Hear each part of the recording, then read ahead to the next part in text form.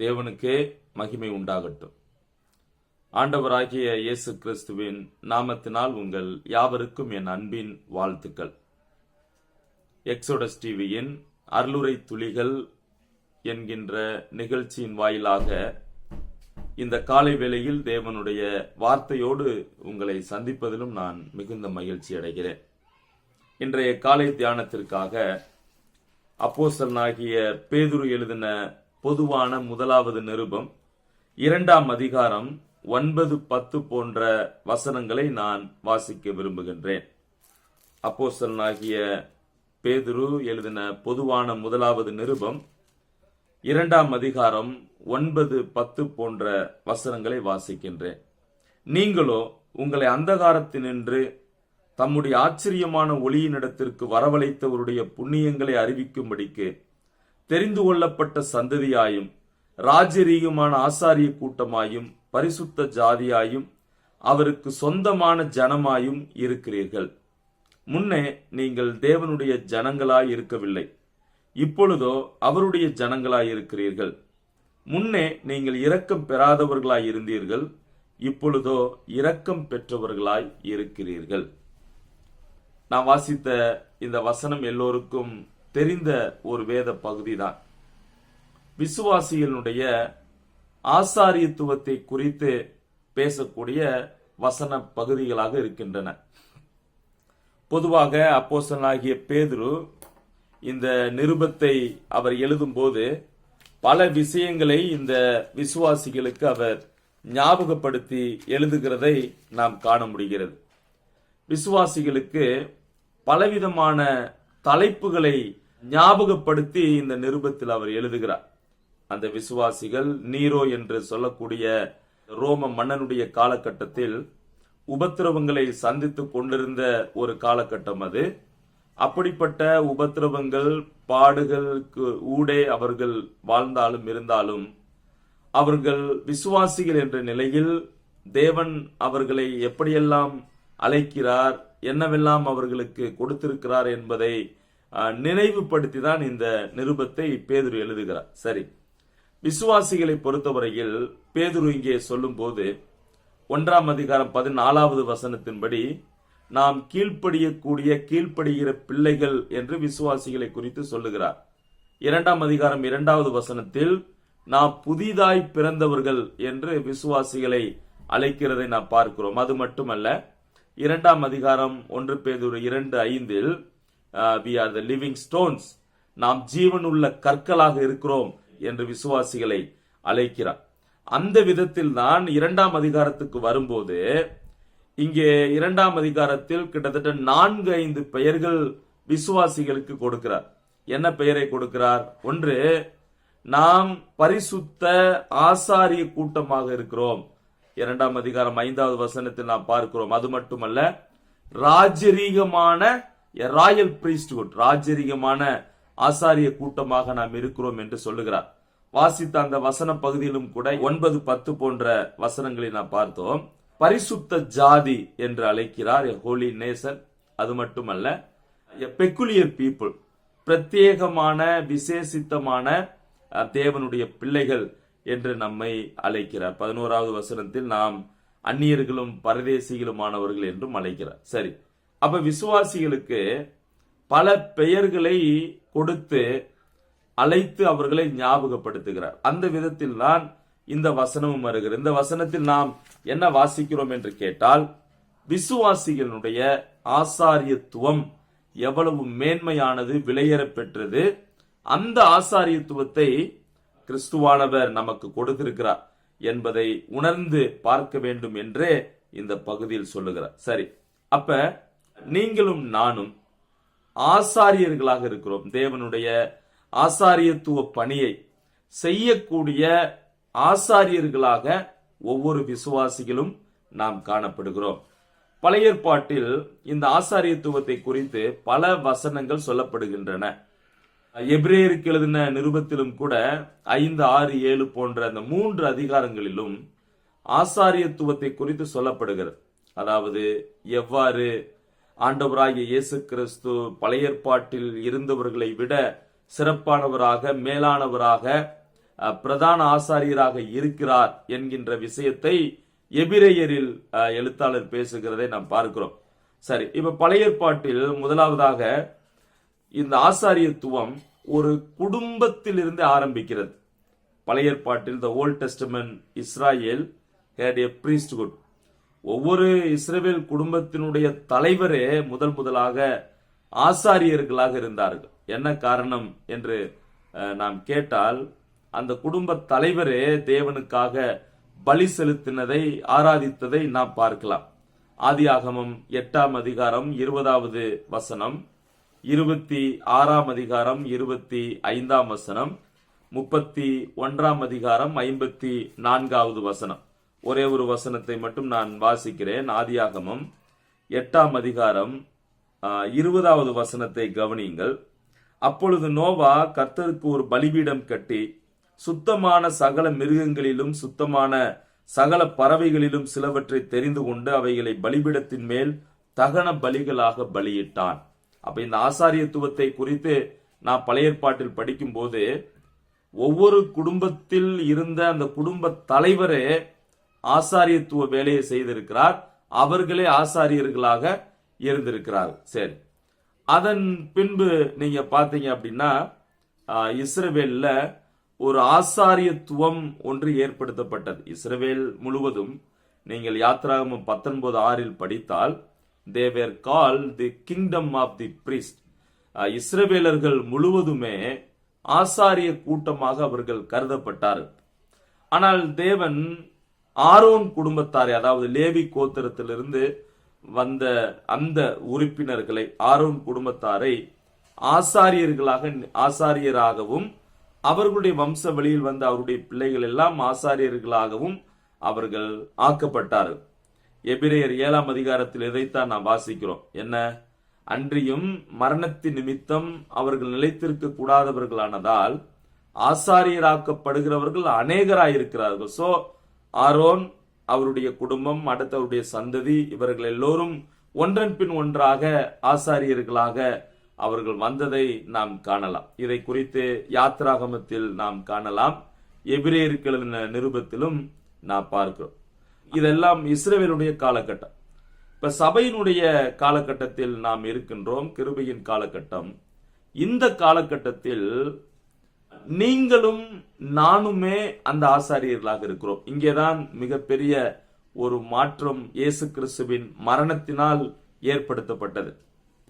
அன்றைய நாட்களில் ஆசாரியன் அந்த ஆசரிப்பு கூடாரத்திற்கு அவர் செல்லும் போது அங்கே 2 பிரிவுகள் இருந்ததை நாம் அறிந்திருக்கிறோம். ஒன்று பரிசுத்த ஸ்தலம் என்று நாம் அழைக்கிறோம், இரண்டாவது மகா பரிசுத்த ஸ்தலம் என்று அழைக்கிறோம்.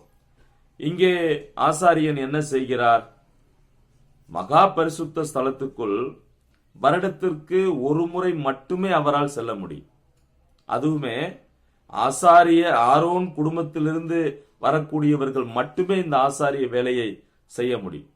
ஆனால் புதிய ஏற்பாட்டு விசுவாசிகளாகிய நீங்களும் நானும் எப்பொழுது வேண்டுமானாலும் அவருக்கு பலிகளை செலுத்தலாம், எப்போது வேண்டுமானாலும் நாம் அவருடைய பிரசன்னத்திற்கு நாம் செல்லலாம். அப்படிப்பட்ட வாய்ப்பைத்தான் ஆண்டவர் உங்களுக்கும் எனக்கும் கொடுத்திருக்கிறார். உதாரணமா எபிரேயர் 4ஆம் அதிகாரத்தில் மிக அருமையாக அந்த எழுத்தாளர் சொல்லுகிறதை நாம் காண முடிகிறது. எபிரேயர் 4ஆம் அதிகாரம் 16வது வசனத்தை பாருங்கள். ஆதலால் நாம் இரக்கத்தை பெறவும் ஏற்ற சமயத்தில் சகாயம் செய்யும் கிருபை அடையவும் தைரியமாய் கிருபாசன தண்டையில் நாம் சேரக்கடவோம் என்று நாம் வாசிக்கிறோம். அப்ப புதிய ஏற்பாட்டு விசுவாசிகளாகிய இருக்கக்கூடிய சபையில் இருக்கக்கூடிய ஒவ்வொருவருமே ஆசாரியர்களாக நாம் இருக்கிறோம். சரி, அப்ப ஆசாரியர்கள் என்ற முறையில் நாம் அந்த ஆசாரியத்துவ வேலையை அல்லது ஆசாரியர்கள் தேவனுக்கென்று செய்யக்கூடிய பணியை, வேலையை இன்றைக்கு நீங்களும் நானும் செய்ய கடமைப்பட்டிருக்கிறோம். சோ அப்ப யார் வேண்டுமானாலும், யார் ஒருவர் ஆண்டவராகிய இயேசு கிறிஸ்துவின் மரணத்தை, உயிர்த்தெழுதலை, அவர் எனக்காக மரித்தார் என்று விசுவாசிக்கிறார்களோ அவர்கள் ரட்சிக்கப்படுகிறார்கள், தேவனுடைய பிள்ளைகளாக மாறுகிறார்கள். அப்படி இருக்கும் பட்சத்தில் தேவனுடைய பிள்ளைகளாக இருக்கக்கூடிய நம் ஒவ்வொருவரும் ஆசாரியர்களாக இன்றைக்கு நாம் அழைக்கப்படுகிறோம். சரி, அப்ப பழைய ஏற்பாட்டு காலத்தில் பிரதான ஆசாரியன் வருடத்திற்கு ஒரு முறை மட்டுமே மகா பரிசுத்த ஸ்தலத்திற்குள் அவனால் செல்ல முடியும். ஆனால் இயேசு கிறிஸ்துவின் மரணத்தினால் அந்த திரைச்சீலை இரண்டாக கிழிக்கப்பட்டது. நீங்களும் நானும் ஆசாரியர்களாக மாற்றப்பட்டோம். எப்போது வேண்டுமானாலும் நாம் அவரை உரிமையோடு அழைக்கலாம், அவருக்கு நாம் பலிகள் செலுத்தலாம். சரி, கிறிஸ்தவர்கள் விசுவாசிகள் என்ற நிலையில் நாம் அன்றைக்கு பழைய ஏற்பாட்டு நாட்களில் செய்யப்பட்ட விலங்குகளினுடைய பலிகளை நாம் செலுத்த வேண்டும் என்ற அவசியம் இல்லை. ஏனென்றால் நம்முடைய முழு பாவத்தை, நம்முடைய பாவம் முழுவதையும் நாம் ஏற்றுக்கொள்ள வேண்டிய அந்த தண்டனையை, நமக்கான பலியை ஆண்டவராகிய இயேசு கிறிஸ்து ஒரே முறை தன் சரீரத்தில் ஏற்றுக்கொண்டதால் அதை நிவர்த்தி செய்தார்.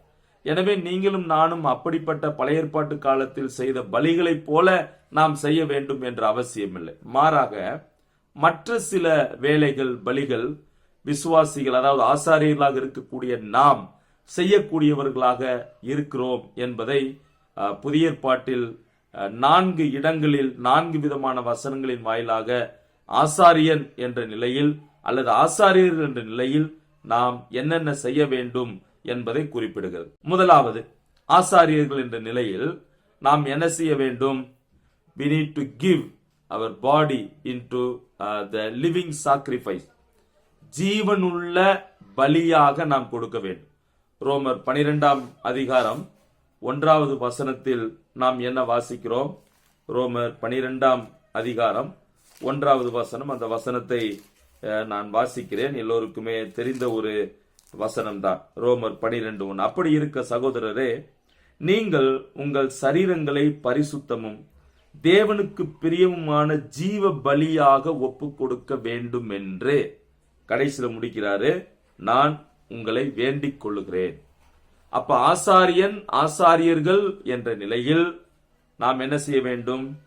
நமது சரீரத்தை பரிசுத்தமும் தேவனுக்கு பிரியமுமான ஜீவ பலியாக நாம் கொடுக்க வேண்டும். நமது சரீரத்தையே நாம் பலியாக கொடுக்க வேண்டும். அவர் ஓன் லிவிங் பாடி. ரோமர் 12:1, பிலிப்பியர் 2ஆம் அதிகாரம் 17வது வசனம், 2 தீமோத்தேயு 4ஆம் அதிகாரம் 6ஆம் வசனம், 1 யோவான் 3:16 போன்ற வசனங்களில் இதை நாம் வாசிக்கிறோம். இரண்டாவது, ஆசாரியர்கள் என்ற நிலையில் நாம் அவருக்கு உதடுகளின் கனிகளாகிய ஸ்தோத்திர பலியை நாம் செலுத்த வேண்டும். எபிரேயர் 13ஆம் அதிகாரம் 15வது வசனம், ஆகையால் அவருடைய நாமத்தை துதிக்கும் உதடுகளின் கனியாகிய ஸ்தோத்திர பலியை அவர் மூலமாய் எப்போதும் தேவனுக்கு செலுத்த கடவோம். சோ இரண்டாவது, ஆசாரியர் என்ற நிலையில் நாம் உதடுகளின் கனிகளாகிய ஸ்தோத்திர பலியை அவருக்கு எப்போதும் அவர் மூலமாய் தேவனுக்கு நாம் செலுத்தக்கூடியவர்களாக நாம் இருக்கிறோம். மூன்றாவது, நமது முக்கியத்துவம் அல்லது ஆசாரியர்கள் செய்யக்கூடிய அந்த அடிப்படை பண்புகள் கூறு என்ன அப்படின்னா, மற்றவர்களுக்கு நாம் நன்மை செய்ய வேண்டும். அவர் சப்ஸ்டான்ஸ், அதையும் கூட ரோமர் 12ஆம் அதிகாரம் 13வது வசனத்தில் நாம் வாசிக்கிறோம். ரோமர் 12:13 நாம் என்ன வாசிக்கிறோம்? அந்த வசனத்தை கவனியுங்கள். பரிசுத்தவான்களுடைய குறைவில் அவர்களுக்கு உதவி செய்யுங்கள், அந்நியரை உபசரிக்க நாடுங்கள். இன்னும் கூட சில வசனங்கள் உண்டு. கலாத்தியர் 6:6, தீத்து 3:14 போன்ற வசனங்களில் நாம் நற்கிரியைகள், நன்மையான விஷயங்களை மற்றவர்களுக்கு நாம் செய்ய வேண்டும் என்று நாம் பார்க்கிறோம். நான்காவது, ஆசாரியன் என்ற நிலையில், ஆசாரியர்கள் என்ற நிலையில் நமது சேவை, அவர் சர்வீஸ் எப்படிப்பட்டதாக இருக்க வேண்டும்? we need to do good. நாம் நன்மையான காரியங்களை நாம் செய்ய வேண்டும். அதைத்தான் எபிரேயர் 13வது அதிகாரத்தில் நாம் வாசிக்கிறோம். எபிரேயர் 13ஆம் அதிகாரம் 16வது வசனத்தை கவனியுங்கள். கடைசி அதிகாரம் 16வது வசனம், அன்றியும் நன்மை செய்யவும் தான தர்மம் பண்ணவும் மறவாதிருங்கள், இப்படிப்பட்ட பலிகளின் மேல் தேவன் பிரியமாயிருக்கிறார். சோ அப்ப நாம் செய்ய வேண்டிய அடுத்த சேவையின் பலி என்ன அப்படின்னா, டு டூ குட், நன்மை நாம் செய்ய வேண்டும். அது மட்டுமல்ல, ஆசாரியர்கள் என்ற நிலையில் நாம் பரிந்து பேசக்கூடியவர்களாகவும் இருக்கிறோம். உதாரணமா கொலோசையர் 4ஆம் அதிகாரம் 12வது வசனத்தில் எப்பாப்ராவை குறித்து நாம் வாசிக்கிறோம். அவன் ஜெபங்களில் நமக்காக போராடுகிறார் என்று நாம் பார்க்கிறோம். 1 தீமோத்தேயு 2ஆம் அதிகாரம் 1வது வசனத்திலும் கூட நாம் என்ன வாசிக்கிறோம்? நாம் எல்லோருக்காக, அதாவது பவுல் சொல்லுகிறார், நான் பிரதானமாய் சொல்லுகிற புத்தி என்னவெனில், எல்லா மனுஷருக்காகவும் விண்ணப்பங்களையும் ஜெபங்களையும் வேண்டுதல்களையும் ஸ்தோத்திரங்களையும் பண்ண வேண்டும் என்று சொல்லுகிறார். அப்ப இதுதான் ஆசாரியர் என்ற நிலையில் நமக்கு கொடுக்கப்பட்ட ஆசாரியத்துவ வேலையாக இருக்கிறது. முதலாவது, நமது சரீரத்தை நாம் ஜீவ பலியாக அவருக்கு கொடுக்க வேண்டும். இரண்டாவது, நம்முடைய உதடுகளின் கனிகளாகிய ஸ்தோத்திர பலியை அவர் மூலமாய் எப்போதும் நாம் செலுத்த வேண்டும். மூன்றாவது, நமது பொருள் அல்லது நமது அடிப்படை கூறு என்ன என்றால், நாம் நன்மை, மற்றவர்களுக்கு நாம் கிரியைகள், நன்மையான விஷயங்களை செய்ய வேண்டும். நான்காவது, நமது சேவை, அவர் சர்வீஸ் எப்படி இருக்க வேண்டும்? To do good. நன்மை செய்ய நாம் மறக்கக்கூடாது, நன்மை செய்ய வேண்டும். இதில் தேவன் பிரியமாக இருக்கிறார். அது மட்டுமல்ல, நாம் மற்றவர்களுக்காக பரிந்து பேசக்கூடியவர்களாகவும் நாம் இருக்க வேண்டும். எனவே நாம் ஆசாரியர்களாக இருக்கிறோம் என்பதை உணர்ந்து அவருக்கு நன்றி செலுத்தி அந்த ஆசாரியத்துவ வேலையை நீங்களும் நானும் அவருடைய நாம மகிமைக்காக செய்ய ஆண்டவர் நமக்கு உதவி செய்வாராக. தேவனுடைய நாமம் மகிமைப்படட்டும். ஆமென்.